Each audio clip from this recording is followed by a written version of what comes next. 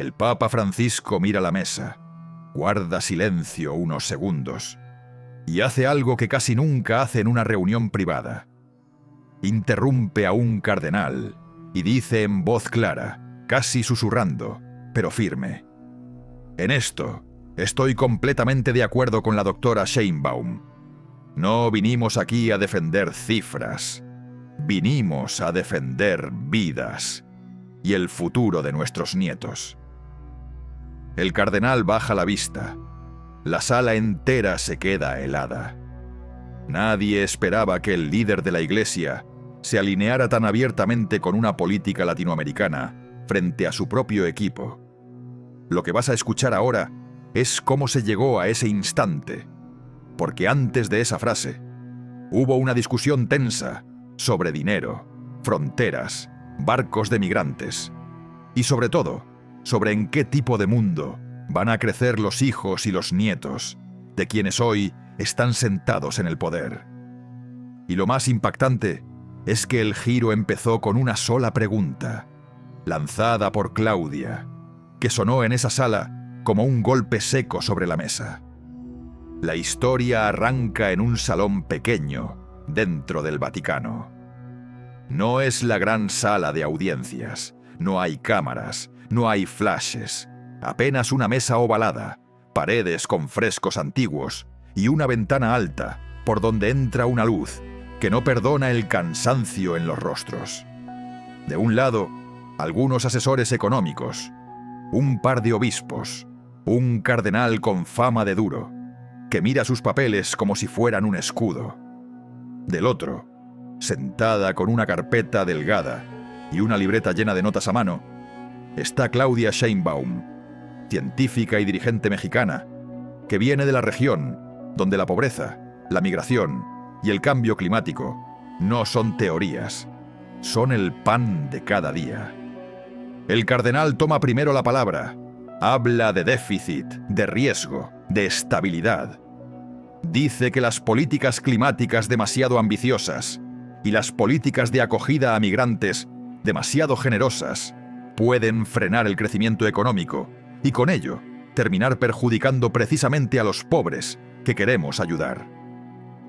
Lo dice con voz tranquila, pero cada frase lleva una carga de no se puede, no es realista, no ahora. Algunos asienten, otros miran al Papa esperando que intervenga. Francisco no dice nada, solo observa. Claudia escucha en silencio, no interrumpe, anota algo, subraya una palabra, alza la mirada solo para fijarse en las manos del cardenal, que tiemblan levemente cuando menciona la palabra colapso. Y entonces, cuando él termina con un «debemos ser prudentes», ella cierra la libreta con calma. Ese pequeño clic del cuaderno, rompiendo el silencio, es el inicio del primer choque frontal de la reunión. «Eminencia», empieza Claudia, con un respeto impecable pero sin un milímetro de sumisión en la voz. Acaba de describir el temor de muchos gobiernos, que cambiar el modelo signifique perder comodidad en el corto plazo. Pero hay una pregunta que no encuentro en sus papeles. El cardenal frunce el ceño. ¿Cuál pregunta, doctora?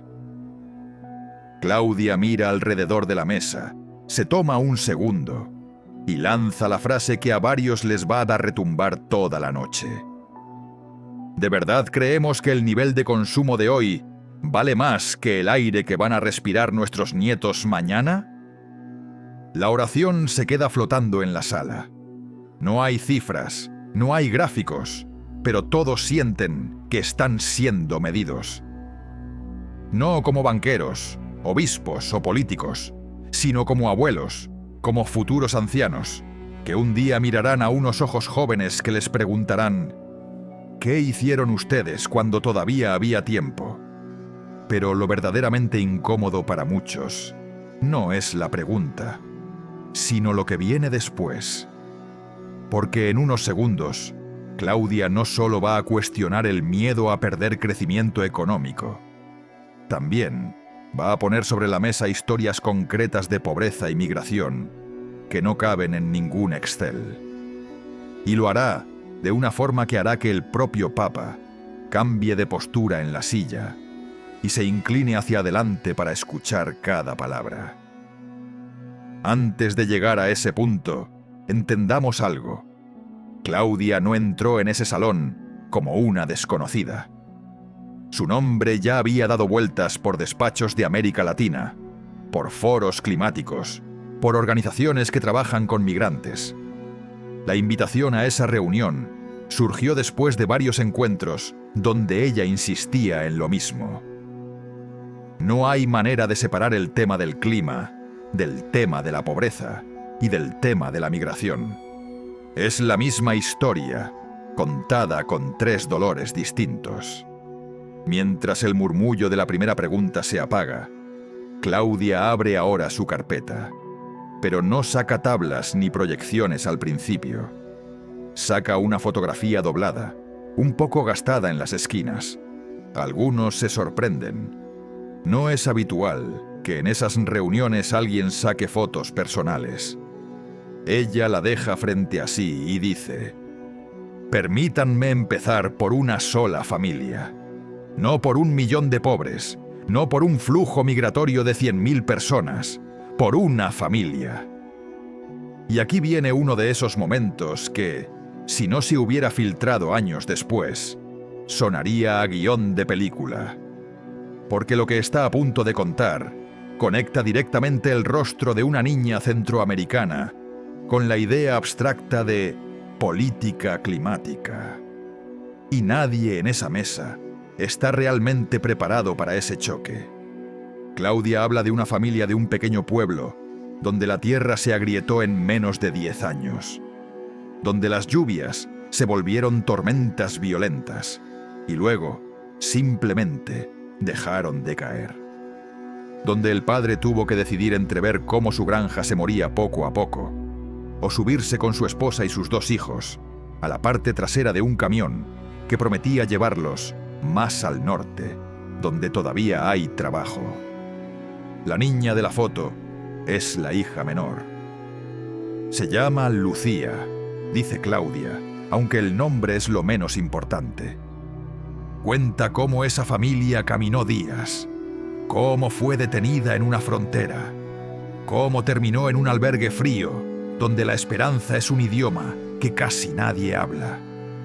Cuando ustedes discuten aquí sobre si endurecer o no las políticas migratorias, sobre si frenar o no ciertos compromisos climáticos, Lucía no entra en la ecuación. Es un punto invisible en una gráfica, pero para su abuela, ella lo es todo. Y aquí abre el verdadero debate. Cuando decimos que las políticas de acogida o de reducción de emisiones ralentizan la economía, me pregunto, ¿la economía de quién?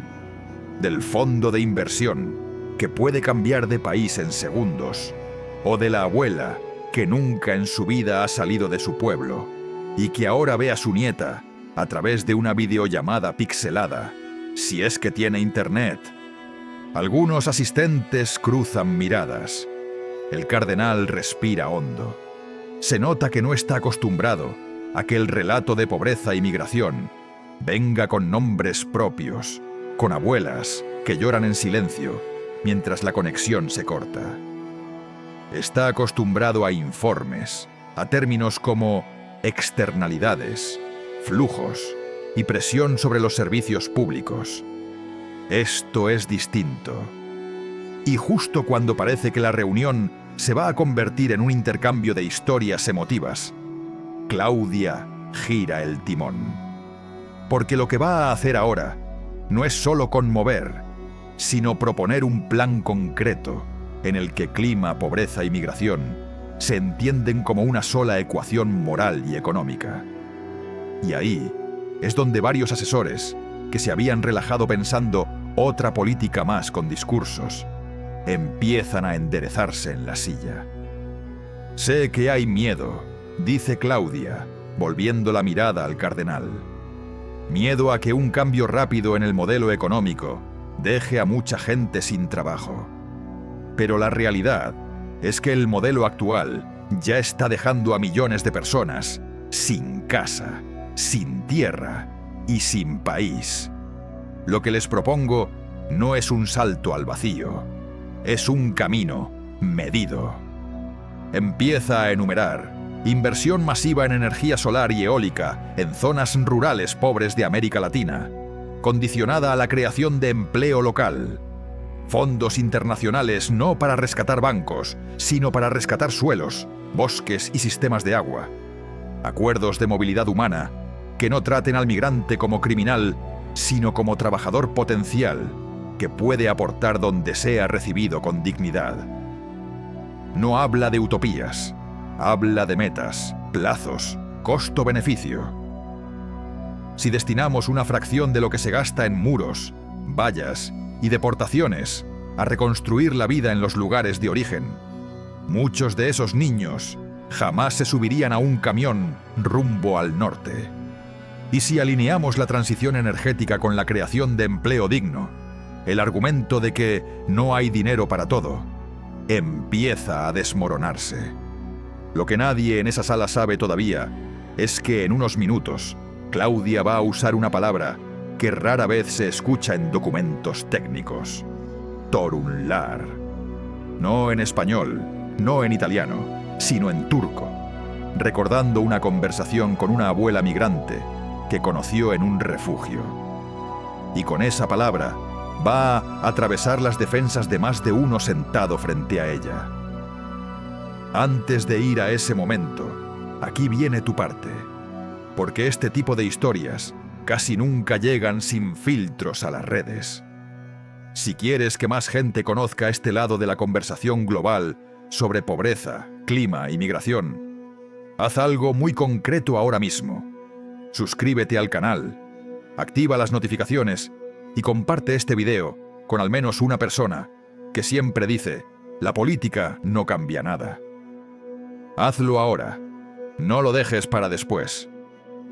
Tu clic también es una forma de tomar partido por el futuro. La conversación en el salón continúa. Uno de los asesores económicos levanta la mano. Es un hombre joven, pero con el lenguaje de alguien que ha pasado demasiadas horas frente a hojas de cálculo. Doctora, entiendo la dimensión humana de lo que plantea, pero las inversiones que propone implican una reasignación muy fuerte de recursos. Los mercados reaccionan mal a ese tipo de decisiones. Podemos generar una crisis de confianza. Claudia sonríe apenas. Los mercados reaccionan todos los días, responde. Reaccionan a golpes de Twitter, a declaraciones improvisadas, a guerras que nadie vio venir. En cambio, rara vez reaccionan a una decisión clara, planificada y respaldada por datos. Lo que genera crisis de confianza no es decir vamos a cambiar, es no saber hacia dónde se quiere ir. Hace una pausa y añade: y lo más grave, nunca he visto a un mercado llorar en un funeral. A una abuela, sí. La frase cae como un martillo. El cardenal, que hasta ahora se había mostrado seguro, interviene de nuevo, casi a la defensiva. No podemos gobernar solo con emociones. Si cedemos demasiado, podemos desestabilizar países enteros. Hay que pensar también en la gente que teme perder su trabajo por la transición climática, que teme ver su barrio cambiar por la llegada masiva de migrantes. Claudia asiente. Tiene razón, Eminencia. El miedo es real en los dos lados, en el que se va y en el que teme que lleguen. Por eso la pregunta no es si va a haber miedo, sino qué hacemos con ese miedo. ¿Lo usamos para levantar muros o para levantar puentes? ¿Para cerrar fronteras o para abrir escuelas de idiomas, programas de integración, empleos verdes? Y entonces suelta la palabra que lleva rato esperando. Hace poco hablé con una abuela en un refugio. Había cruzado medio continente detrás de sus nietos. No sabía leer, no conocía las palabras cambio climático. Pero cuando le pregunté por qué había dejado todo, me respondió con una sola palabra, en turco, que había aprendido de una amiga suya: torunlar. Nietos. La sala se queda quieta. Es una palabra que suena extraña ahí, entre latín, italiano y español. Torunlar, repite Claudia despacio. Esa mujer no estaba pensando en el PIB, ni en la prima de riesgo. Estaba pensando en que sus nietos puedan crecer en un lugar donde el agua no esté envenenada, donde el calor no mate la cosecha y donde no los apunten con un arma en la frontera. Díganme ustedes, ¿qué sistema económico puede considerarse exitoso si obliga a las abuelas a cruzar desiertos para seguir a sus nietos? Lo que viene a continuación es uno de los silencios más densos de la reunión. Nadie se aclara la garganta, nadie mueve la silla. Solo se escucha el reloj del salón, y en ese vacío, el Papa Francisco, que hasta ahora había escuchado, empieza a hablar con una suavidad que contrasta con la dureza del tema. En mi tierra, dice, también hay abuelas que viven para ver crecer a sus nietos. Cuando era joven, jamás imaginé que en pleno siglo XXI habría tanta gente huyendo, no solo de la guerra, sino del clima, de la sequía, de la desesperanza. Lo que dice la doctora Sheinbaum nos pone delante una pregunta que no podemos esquivar. ¿Qué mundo vamos a dejar a los que vienen detrás? Pero la frase que de verdad va a cambiar el tono de la reunión todavía no ha sido pronunciada. Esa llegará unos minutos después, cuando el cardenal intente recuperar el control del debate y Claudia responda con la línea que más tarde muchos repetirán fuera de cámaras. Kendi torunlarımızın yaşayacağı dünya, bugünkü konforumuzdan daha önemli değil mi? Antes de ese momento, el cardenal hace un último esfuerzo. Santo Padre, dice, si empujamos demasiado fuerte en estas agendas, podemos perder la estabilidad política. Hay gobiernos frágiles, hay sectores que se sentirán atacados. No podemos exigir sacrificios ilimitados. La moral también debe ser pragmática. Claudia no espera turno esta vez. Interviene con el permiso del Papa, que asiente con la cabeza. Nadie está pidiendo sacrificios ilimitados. Lo que se propone es cambiar quien ha sacrificado siempre. Hasta ahora, los que han cargado con el sacrificio han sido los que menos tienen. Los que pierden sus casas en tormentas que no provocaron. Los que cruzan fronteras que no dibujaron.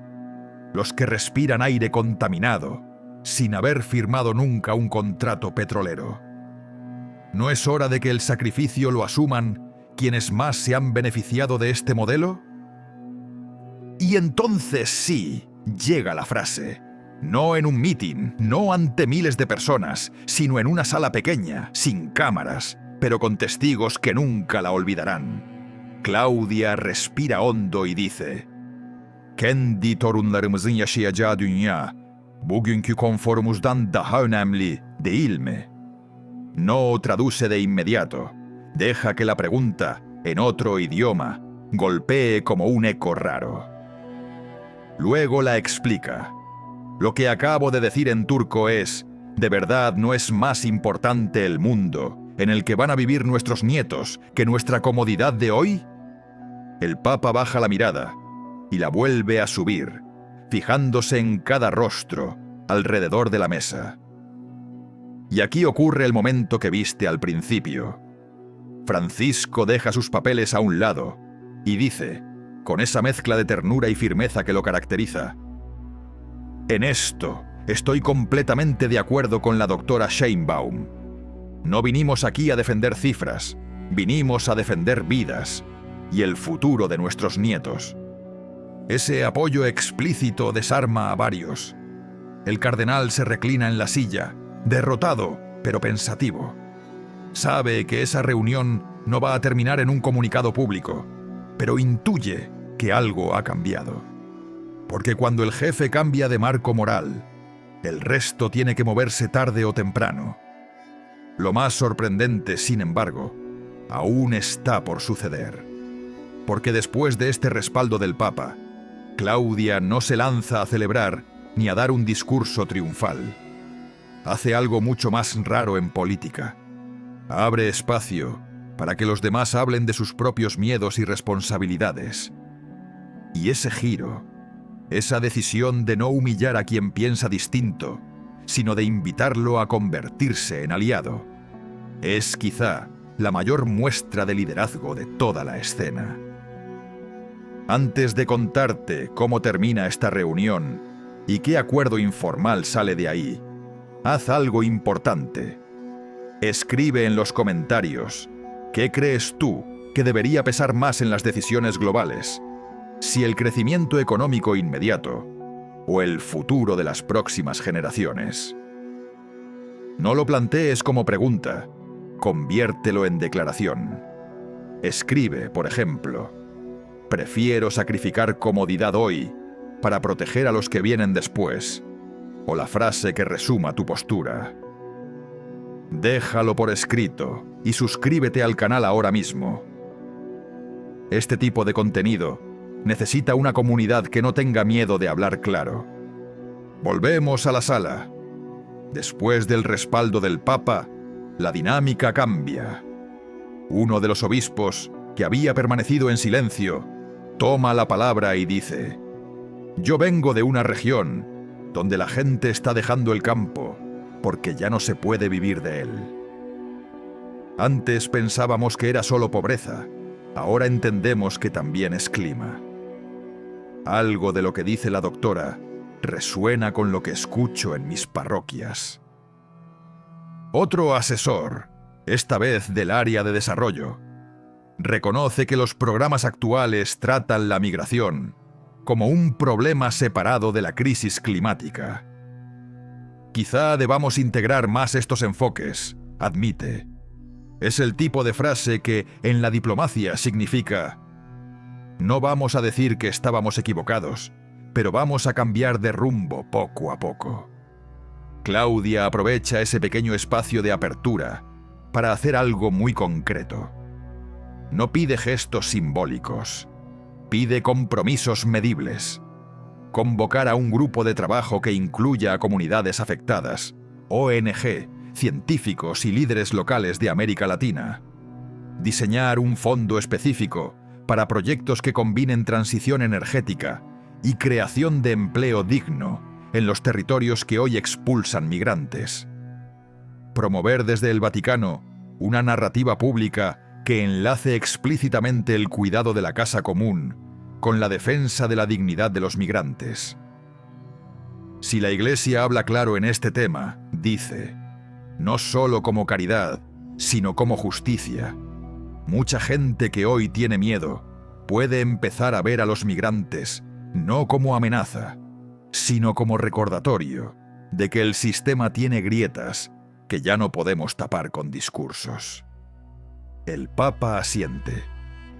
La Iglesia ha hablado mucho de los pobres y de los migrantes, pero quizás no lo suficiente de las causas estructurales que los expulsan de sus hogares. Necesitamos aliados que nos ayuden a nombrar esas causas, aunque a algunos les incomode. Mira a Claudia y añade: gente que viene de la ciencia, del gobierno, pero que no ha perdido la capacidad de escuchar a las abuelas que dicen Torun lar. Ahora la tensión ya no es confrontación, sino responsabilidad compartida. El cardenal, que ha estado callado un buen rato, suspira. Tal vez hemos pensado demasiado en la estabilidad de los sistemas y demasiado poco en la estabilidad de las familias, admite. Si queremos proteger la economía, quizá debamos empezar por proteger la tierra donde crecen los nietos. Ese reconocimiento no es pequeño, no es una renuncia a sus principios, pero sí es un movimiento hacia el marco que Claudia planteó desde el inicio. Dejar de medir todo solo con números y empezar a medir también con la pregunta incómoda: ¿qué van a decir de nosotros nuestros nietos? La reunión se acerca al final. No hay fotos, no hay discursos oficiales. Solo hay promesas de trabajo conjunto, fechas tentativas para volver a encontrarse. bocetos de documentos que quizá tardarán meses en ver la luz. Pero a veces el verdadero cambio no está en el papel, está en la forma en que las personas salen de una sala. Y ese día, varios salieron pensando en rostros concretos, no en porcentajes. Claudia recoge sus cosas. Antes de irse, el Papa se acerca y le dice en voz baja algo que con el tiempo ella misma contará en otras reuniones. Gracias por recordarnos que la palabra nietos pesa más que cualquier índice bursátil. Ella responde con una sonrisa cansada pero firme. Gracias por escuchar, que es lo más revolucionario que puede hacer alguien en su posición. Imagina por un momento que este tipo de conversaciones no se quedaran solo en salones cerrados, sino que fueran la norma en los parlamentos, en las cumbres, en las mesas de negociación. Imagina líderes que no tienen miedo de decirle a un cardenal, a un ministro o a un banquero: el mundo de nuestros nietos vale más que nuestra comodidad de hoy. Eso es liderazgo. No solo hablar bonito, sino mover el eje de la discusión hacia donde duele y hacia donde importa. Si quieres que más historias de liderazgo así lleguen a la gente, no te quedes solo como espectador. Suscríbete al canal ahora mismo, activa la campanita, comparte este video y deja tu declaración en los comentarios. Hazlo hoy, no mañana, porque al final todo se reduce a la misma pregunta que resonó en ese salón del Vaticano y que también te interpela a ti. ¿De qué lado quieres que te recuerden tus propios nietos?